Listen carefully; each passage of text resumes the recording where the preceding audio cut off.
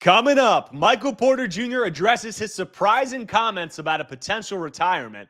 I'll tell you why the coming season could determine his NBA future after this.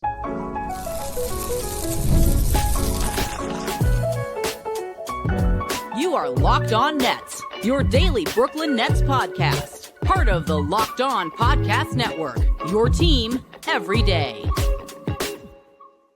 Welcome in to the Locked On Nets podcast right here on the Locked On Podcast Network. It's your team, the Brooklyn Nets, every single day. I'm Erik Slater, Brooklyn Nets beat reporter for ClutchPoints.com. Thank you for making me your first listen of the day. The show is 100% free on all those great platforms. And on today's show, I'm going to be talking about Michael Porter Jr.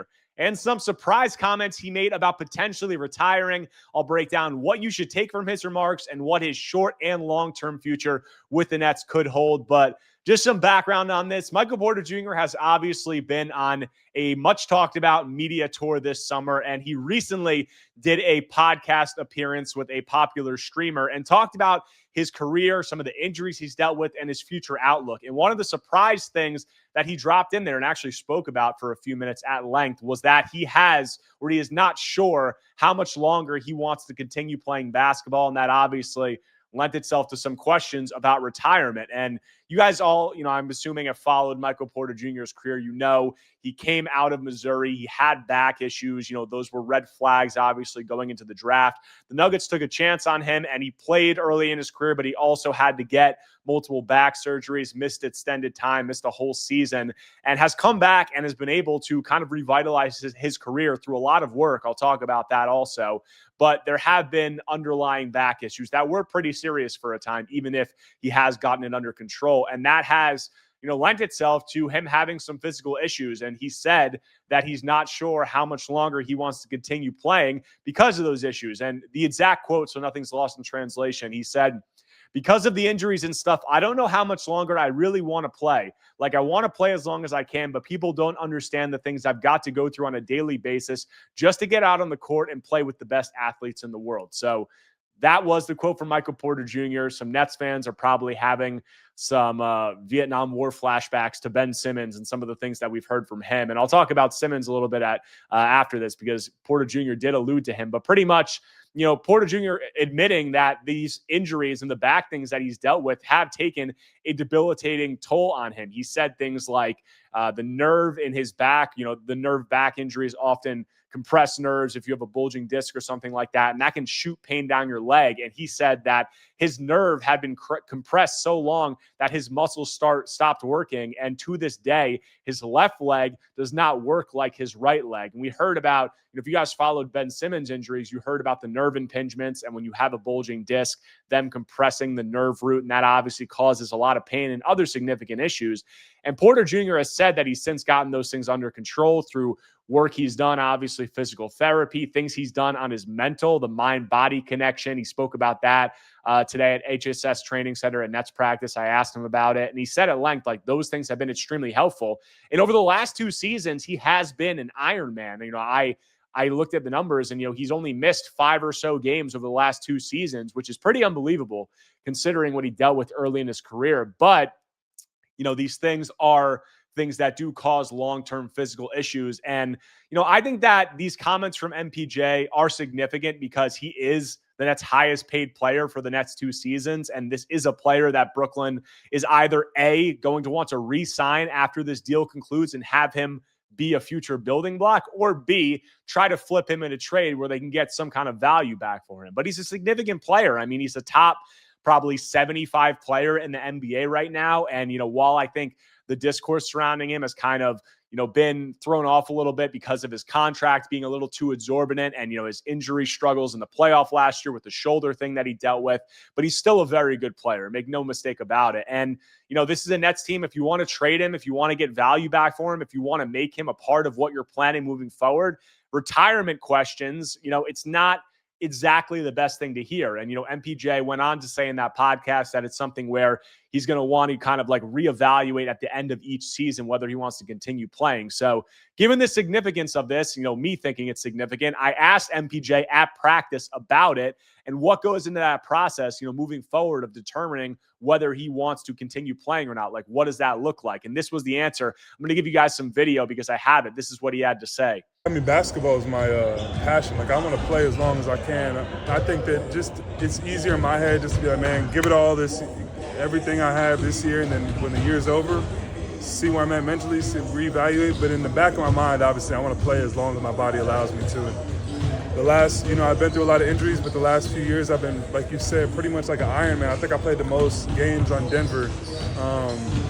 Besides that freak shoulder injury in the playoffs, I was pretty comfortable throughout the whole 82-game season and the playoffs. So, I mean, if that continues, I want to obviously keep playing as long as I can. So there you have it from Michael Porter Jr. It seems like somewhat going back on what he said before and, kind of trying to, diffuse some of the headlines and things that came along from that. And I do think that that's good. Like, you hearing him say that he wants to play as long as his body allows him to, hearing him say that basketball is his passion. Those are all great things. And I don't like not believe him. I take that stuff, at face value, but I would say that anytime you hear comments about, thinking about retirement or not knowing how much longer you want to continue playing for an NBA team, organizations that put a lot of stock into these players and plan a lot around them, put a lot of resources into them, pay them a lot of money.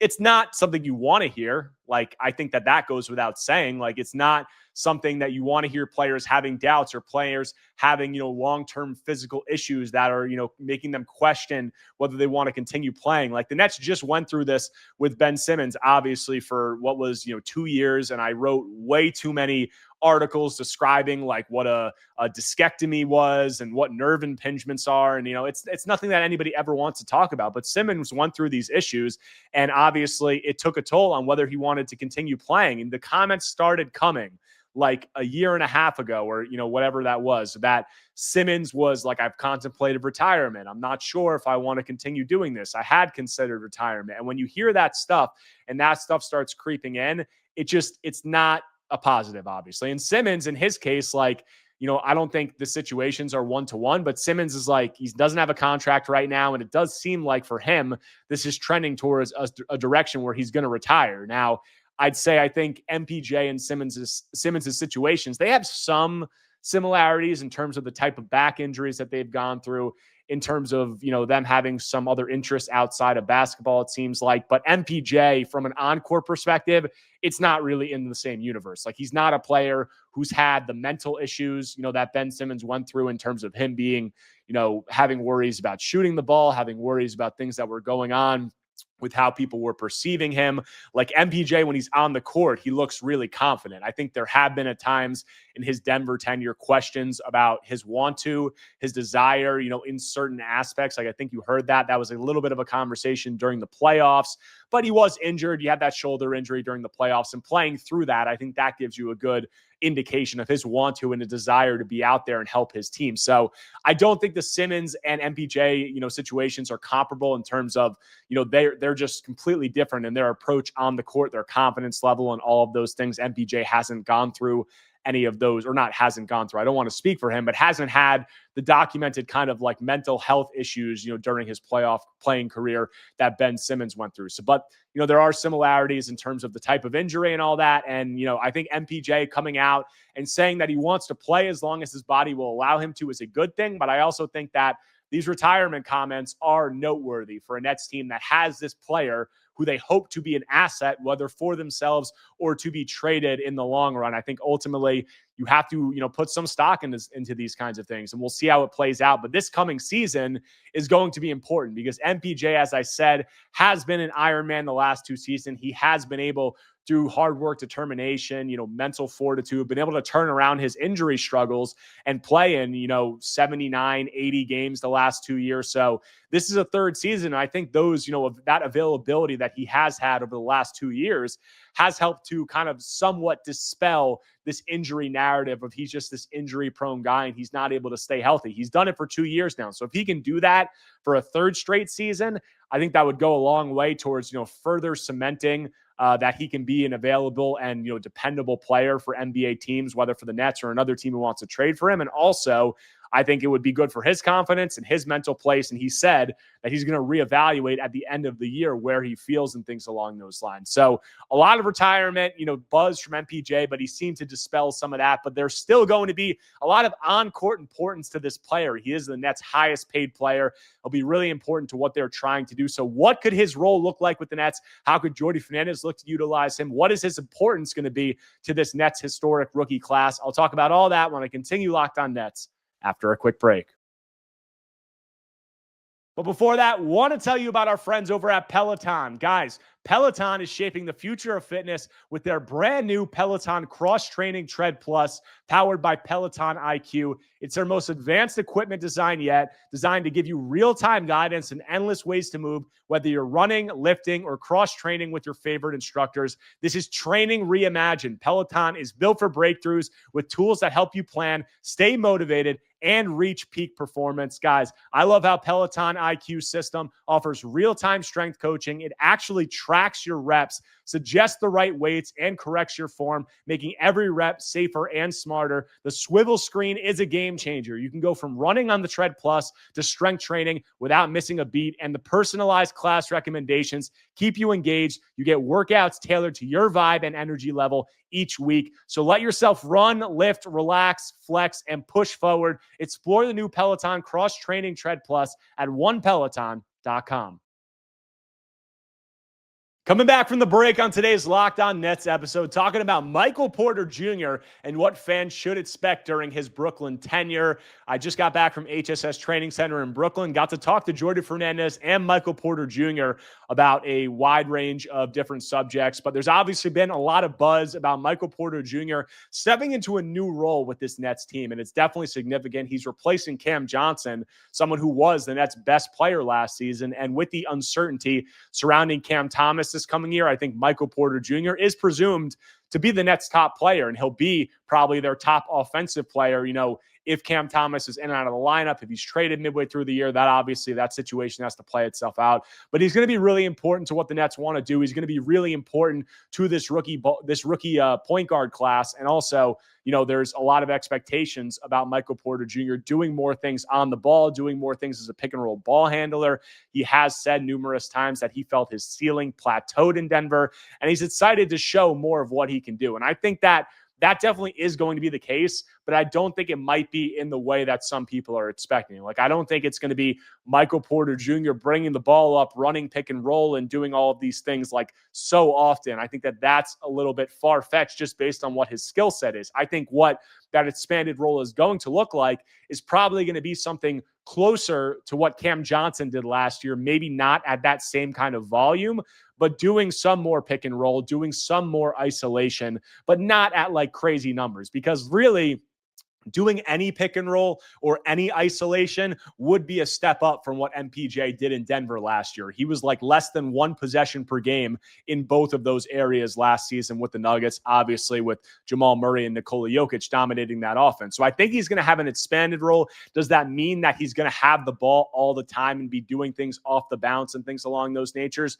No. And I think Jordi Fernandez had a good quote about it at practice today. We talked about it and expectations for what MPJ's offensive role is going to be. And this is what Jordi had to say, quote, "It's not going to be better or worse. It's just going to be different. He's going to be asked to do different things. I'm going to want him to be aggressive. I'm going to ask him to shoot the ball, to be the best cutter on the floor because he's a big target and a very good rebounder. I'm not going to be asking him to dribble too much because that's not what I envision him to be very efficient at, but he can shoot over people. He can shoot, rebound, do all of those things that I just mentioned. I'm excited to watch him play in a different role," end quote. So there you have it from Jordi Fernandez. And I think that answer is along the lines of what I've been expecting. And it sounds like it's going to be something similar to the Cam Johnson role, which will be an expanded role and will be asking MPJ to do things differently. But, MPJ has said that he's excited to flash these different areas of his offensive game. And, he has past experience with Jordi Fernandez, Jordi coaching him in Denver those years back. So I would expect him to be in the same page, but it's going to be interesting to see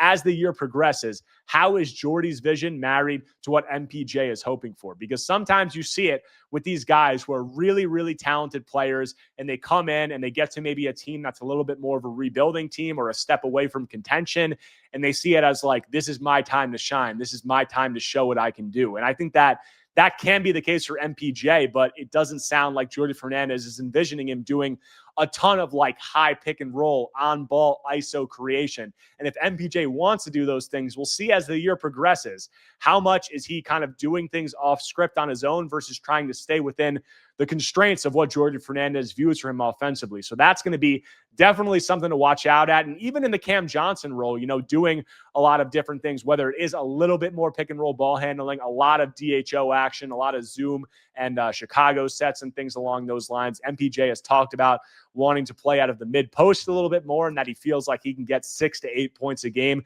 just from playing around there, playing face up game, getting guys off their spots, being able to maneuver in and around the lane. So I think it's going to be interesting to see whether he can do that stuff. I personally am not too bullish on him, executing things at the level that Cam Johnson did last year in terms of those secondary ball handler, secondary creator responsibilities, because it's not really his skill set or something that he's done all that much. Like, he's not a strong ball handler. I think CJ is a lot better in that regard. And as a decision maker, there's been questions about him throughout his career because he hasn't really been tasked with doing all that much. I mean, he has played high-level basketball, so in those settings, playoff settings, championship settings, you have to make decisions. But in terms of doing it on the ball and within, just like being a little bit of an off-script self-creator, it's not something that he's done a ton or had a ton of success with. So it's going to be interesting to see how that plays out. But I also think that MPJ in Jordi Fernandez's role is obviously going to be really important to just scoring and what the Nets want to do because they have so little shot making and shot creation. But more importantly,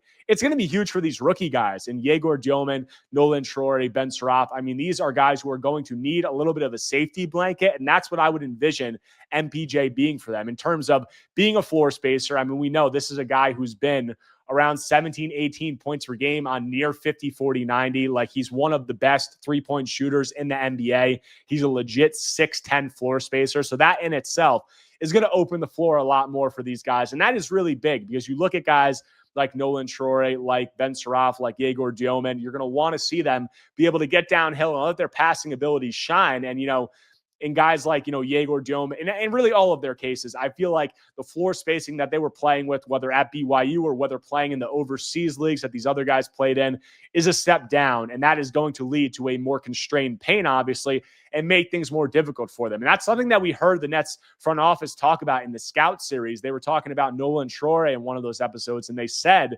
that they feel like his skills of his first step, his burst, his ability to get downhill and collapse the paint with NBA level spacing is going to be even better. And who's the top guy providing that spacing for this Nets team? It's MPJ.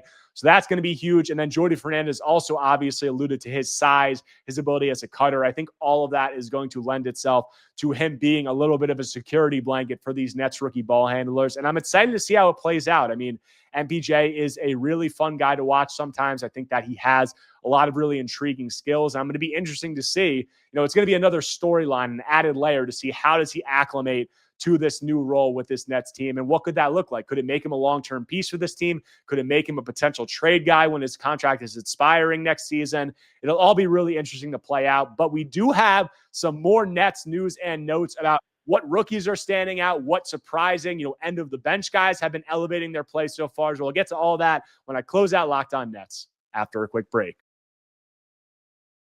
But before that, want to tell you about our friends over at FanDuel. The NFL season is here, and FanDuel is making sure you're ready for kickoff with a can't-miss offer. Right now, new customers can bet just $5, and if your bet wins, you'll get $300 in bonus bets to use across the app. Guys, FanDuel fits however you like to bet, player props, building a same-game parlay, or even jumping in live as the action unfolds. It makes every game more exciting, whether you're watching your team or just keeping an eye on your fantasy lineup. It's quick, easy, and the best way to add a little more energy to Sundays. So are you ready to play? Download the FanDuel app now by visiting FanDuel.com to get started. That's FanDuel.com to place your first $5 bet.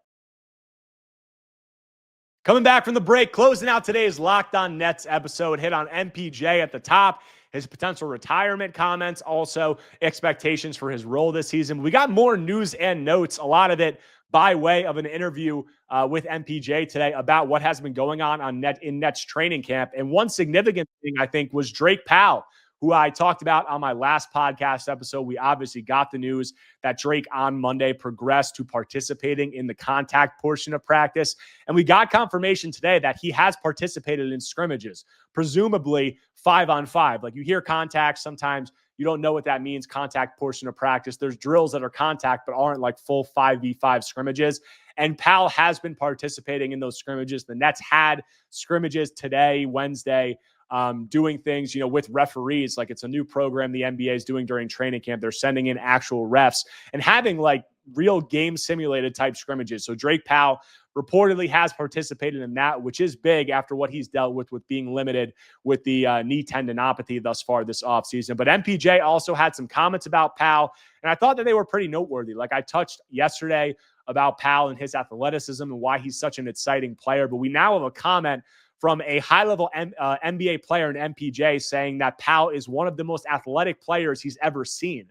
So I definitely think that that's noteworthy because guys are athletic. Like, you have the testing numbers. You see that. You saw it with Powell in North Carolina last year. But having a NBA, high-level NBA player like MPJ saying that after seeing Powell play in a, game setting, presumably alongside other NBA-level players, like him sticking out in that type of setting that much, where MPJ saying one of the most athletic players I've ever seen. I think that is really noteworthy, and it's a real positive. And, we talked about with MPJ, other things, his opinions on Drake. And he said outside of just the athleticism, that he has a, projectable skill set, and he has a baseline where he feels like he'll be able to work with, and be able to expand it. Powell will be able to work with and expand his game and work from there. He said that Powell hit some threes in scrimmages. He said that Powell looks comfortable in the mid-range. So all of those are good things to hear. And I spoke about it yesterday, but I think the expectation is, from things I've heard, that Powell is probably going to spend some time in the G League this season. And I think that athleticism will be on full display. And I think that some of these projectable things that we're hearing about, he'll be able to work on that. So just good to hear MPJ talk about a player like Drake Powell and that he's been sticking out like that. Another really, not surprising, but noteworthy development is MPJ said that Tyrese Martin is the most impressive player that he's seen at Nets camp thus far. Tyrese obviously signed that 2-way contract with the Nets before last season, then got converted to a 2-year standard deal, and now he's on a non-guaranteed contract entering this season. So Tyrese Martin reportedly has been playing extremely well, and that is noteworthy because there is a battle for the Nets' final roster spot, at the final Nets 2-way spot and the final standard roster spot.